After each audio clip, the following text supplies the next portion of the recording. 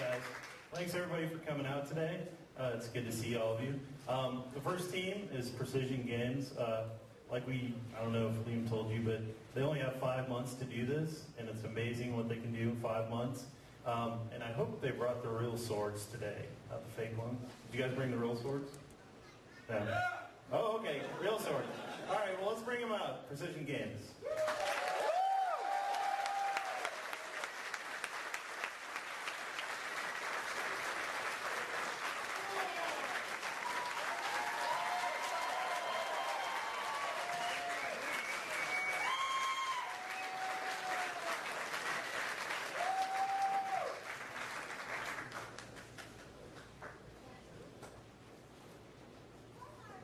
Long ago in the ancient ages, those who were declared deviants were captured as slaves and forced to fight in gladiatorial combat. Those who survived through steel and blood would earn their freedom and the right to be called hero. And now another runt comes to us with a chance to earn his freedom. A boy we shall call Minimus. But the question remains, does this boy truly possess the essence of a hero in his heart? I might be small, but I will earn my freedom! We shall see, boy. Take him to the Ludus Magnus!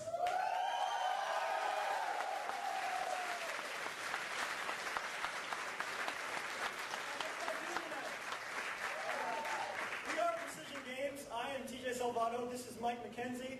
It's Miles Intro, and we are internal producers for Precision Games. To start with our programming team, we got our tech lead, Mike Gassman, Kai Tingen, our design lead, Chris Wynn, Robert Guyette, and Adam Amos. For our art team, we got Tommy Davidson, he's our art lead.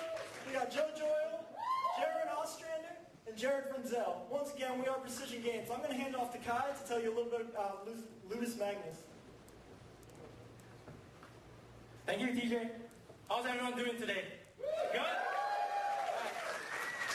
Just to tell you a little bit about Ludus Magnus. Ludus Magnus is a 3D hack and slash game focusing on gladiatorial combat. You control Minimus, our main character, and you will have to help him gain his freedom from the vicious arena. He might be small, but he will earn his freedom. We utilize a over-the-top cartoony theme to bring out the arcade style of our game. Some of our main features of our game. We have a variety of weapons players can choose from and buy from the shop. We have 4 melee weapons and 2 ranged weapons. Because we have so many different weapons, we have to create a versatile combo system to work with all these different weapons. And that's another of our main features. We have 4 distinct enemy AI types that the players will face, and as the player progresses through the game, they will provide a different challenge when they come in waves.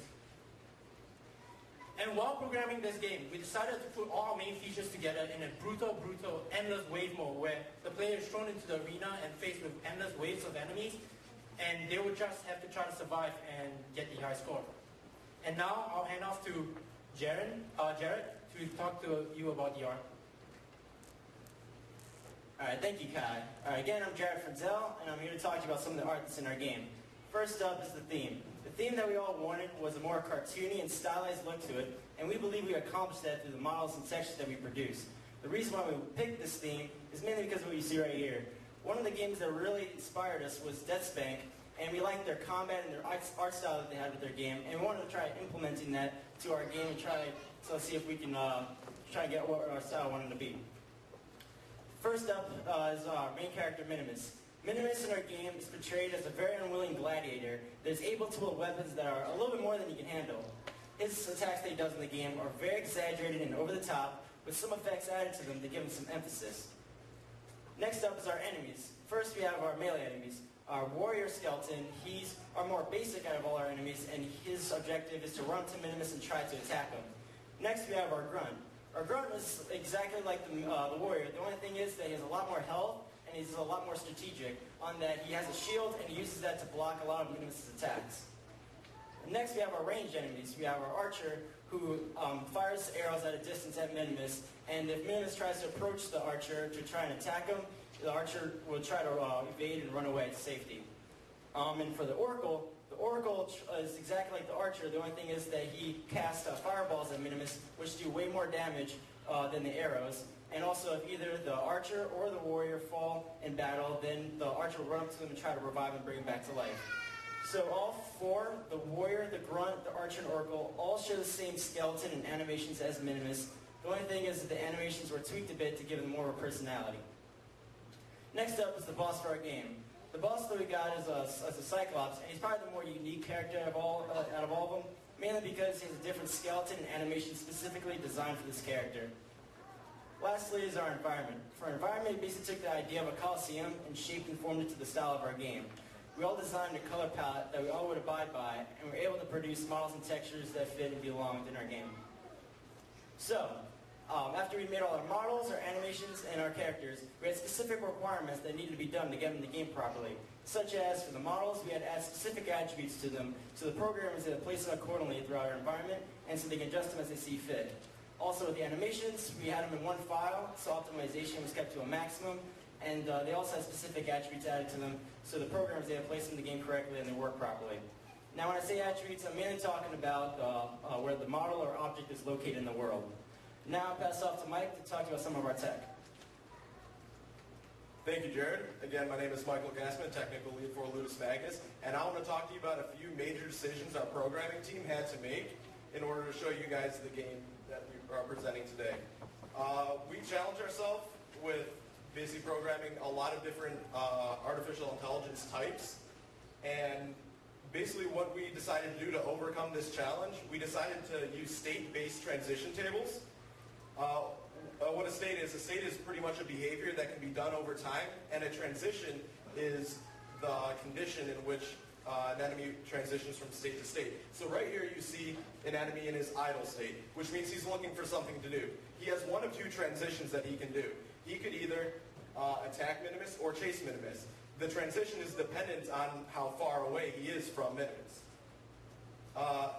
Now, our state-based transition tables really shine when we started adding more enemies to our game. Because here we have an oracle, and we are able to add more states like Find Skeleton. Find Skeleton is a state that will allow the oracle to go and seek out a skeleton. Then he will transition to reviving the skeleton, and then when the reviving is done, both skeletons go to the idle state. Now, these transitions were an awesome place for us to place effects, sounds, and do a lot of other things to complete the artificial intelligence in our game. In fact, it had worked so well that we decided to expand it to our player. Our player is able to execute his 1, 2, 3 combos through these transitions. And also, we were able to assign special attributes to states that would actually override other states. So special attacks would take precedence over a lot of other states. I'm going to go and hand it off to Ismail now to talk to you about what went right and what went wrong with Ludus Magnus. Thank you, Mike. Again, I'm Ishmael. I'm going to be talking about what we have learned throughout the project. So what went right? We have a really strong game design early on in the project. We developed a very complete design documentation, and every time we had doubts or we wanted to implement something, we would go to the design documentation and just work with it, and everything just worked really, really good, and it just was really strong overall. We have a consistent team. This includes the menus, the HUD, the music, the items, everything. It works, and it's cohesive throughout the game, and it just makes the game look better overall. Good team dynamics. Everybody in the team just got along really well, including the artists and programmers, which is the big thing that everybody mentions. But we had a good team cohesion. What went wrong? Miscommunication. This is something that happened with throughout the project with the different parts of the teams. Some people were working on stuff some others didn't know what they were working on, and this caused a little bit of problems throughout, but we worked through it. An overestimation of tasks. Some tasks took much longer than we expected, so we have to move stuff back and just maybe get rid of minor features. A few lessons learned. What have we learned? Always follow rule number 6. Don't take yourself too seriously. We are a team. We work together, we criticize each other, don't get angry, learn from it. Work as individuals instead of, work as a unit instead of individuals. This is really important throughout the team, especially when it comes to programming. Everybody has to think of what every other person in the team is doing. This might, if you don't do that, this might become a problem when code integration, because it might break the game. Now, I am going to pass the mic to Kai for the gameplay walkthrough of Ludus Magnus. Thank you. Hi, I'm Kai. I'm back again, and we're going to bring you through the gameplay walkthrough of Ludus Magnus.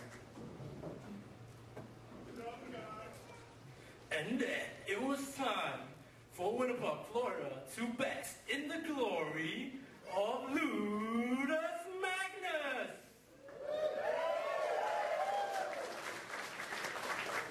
Just a brief introduction of what we're going to do today. Adam, our playtester, he will start by going and adjusting the volume and the sound effects for our game. Can everyone see? Everything? Alright, cool. Let's start off a new game, Adam. Let's put in a profile name. Oh, hi, Mom. Alright, let's use Magnus. Let's go. Just a quick introduction. Ludus Magnus is the name of a gladiator training center back in the Roman times, where gladiators will train in Ludus Magnus before entering combat in the main Colosseum. And because Minimus is sort of a training gladiator, we chose the name Ludus Magnus to represent our game. Let's start the cutscene.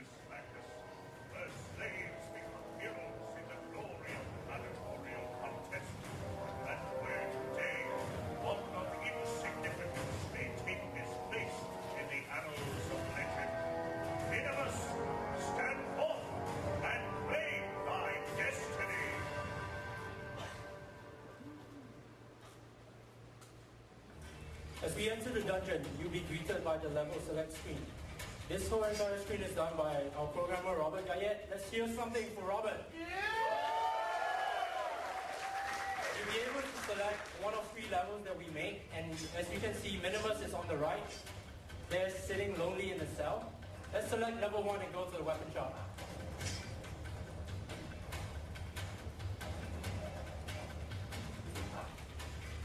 At the start of the weapon shop, first time going through, you'll be able to choose from 2 weapons that are free, a sword and a mace. How many of you guys want the sword? How many of you guys want the mace? Adam, you know what to do?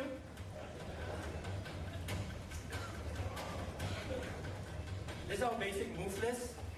Each weapon has a 3-hit combo that can be ended at any time with the right click of the mouse. And all the different finishers will have a different effect on enemies. When you press control, a special attack will be done depending on the weapon you're holding. And it uses 1 crowd meter, which you will see later in the game. Let's go, Adam, let's go. Every level starts off with a camera fly-through, showing the player the hazards and the way to go in the arena. The enemy is upon you. Let the battle commence! From the top left-hand corner, you can see the health of the player, Minimus. His health is represented by 4 orbs, and these orbs represent 25% of his health. And when the orbs start cracking, you know you're in danger. And when he loses an orb, Minimus will fall and be thrown out of his attacks. On the top right-hand corner, you will see a special meter that you will gain special meter when you hit the enemies. Looks like Adam has a full special ball. Let's try to use a special on the next group of enemies.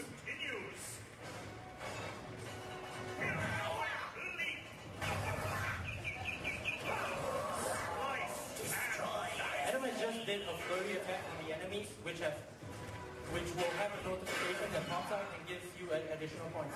Let's try to kill this. Let's try to end this wave, and let's go to something we have a surprise for Adam. Let's go back to the menu, and let's go to endless mode.